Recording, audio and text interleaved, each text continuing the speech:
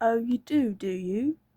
Now the hint of anger in Mr. D's voice wasn't assumed, it was real. You could see where the boy was going. I think, Holt interrupted quietly, that the boy feels you rule by fear, Lord Mr. D, he said. The gal the gal turned to face him.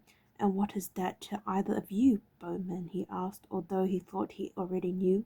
Holt shrugged and replied casually, your men are with you because of your reputation as a warrior. I believe Horace would prefer to see the challenge issued and accepted before your men. Mr. D frowned. With the challenge more or less issued in front of some of his men already, he knew he had no choice but to comply. A warlord who even seemed to show fear of a 16-year-old youth would find little respect from the men he commanded, even if he were to with the resultant battle. Even if he were to win the resultant battle. You feel I am afraid of this boy's challenge? He asked sarcastically. Holt held up a cautioning hand. No challenge has been issued yet, he said. We're merely concerned to see that you have the courage to honor any challenge that might eventuate.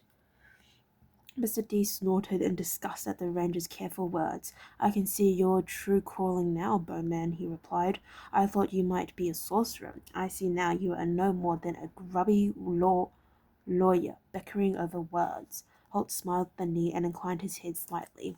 He made no other reply, and the silence stretched between them. Mr. D glanced quickly at the two sentries who stood inside the large double doors of the dining hall. Their faces betrayed their interest in the scene being played out. The detail would spread throughout the castle within the hour if he were to refuse the challenge now, or try to gain any unfair advantage over the boy. He knew his men had little love for him, and he knew that, should he not treat the challenge fairly, he would begin to lose them.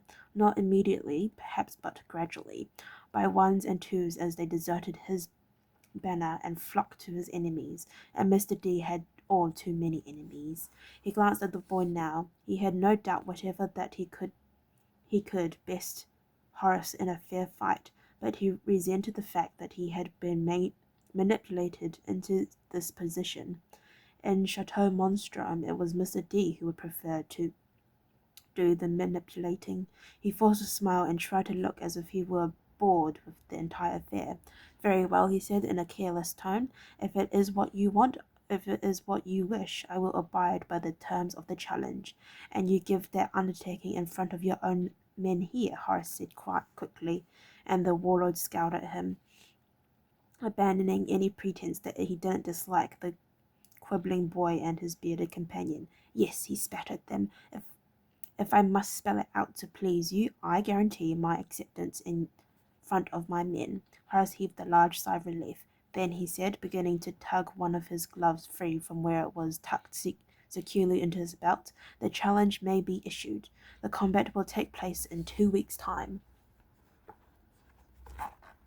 Agreed, Mr. D replied.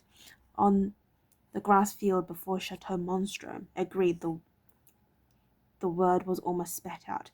In view of your men and own men and the other people of the castle. Agreed. And if it shall be mortal combat, Horace's voice hesitated slightly over the phrase, but he glanced quickly at Holt, and the ranger nodded slightly to give him courage. And now the smile returned to the warlord's lips, thin and bitter and savage. Agreed, he said again, yet this time the word was almost purred.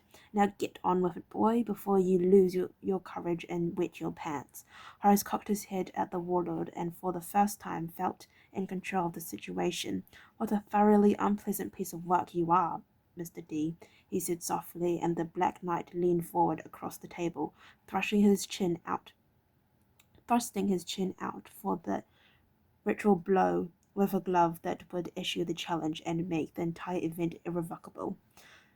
Frightened boy, he sneered, and then flinched as the glove slapped stingingly across his cheek. Not that the pain made him flinch, rather it was the unexpectedness of it all, for the boy across the table hadn't moved. Instead, the bearded, grizzled bowman had come to his feet with a speed and agility that left the warlord no time to react, and struck him across the face with the glove that was held under the table for the past few minutes. Then I challenge you, Mr. D, the ranger said, and for a few seconds the warlord felt a surge of uncertainty as he saw the light of satisfaction deep behind those steady, unwavering eyes. Okay, well, I'd like to thank you for listening to me read up to chapter 33. If you'd like to listen to me read chapter 32, if you'd like to listen to me read chapter 33, then please stay posted and hopefully I'll see you next time. Bye bye.